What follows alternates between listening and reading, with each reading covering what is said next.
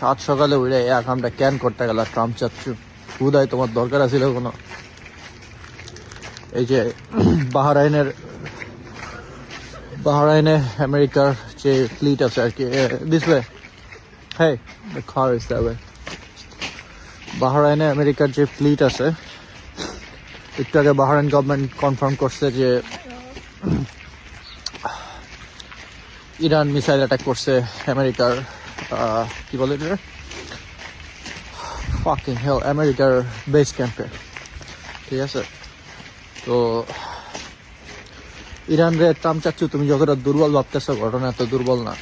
Iran ব্যাপক strong, আর সাথে যদি চাইনিজ ব্যাকআপ পায় খবর আছে এবার। ঠিক আছে, আমার মনে হইতেছে কেন জানি ফুসলায় লয়াইছে করে।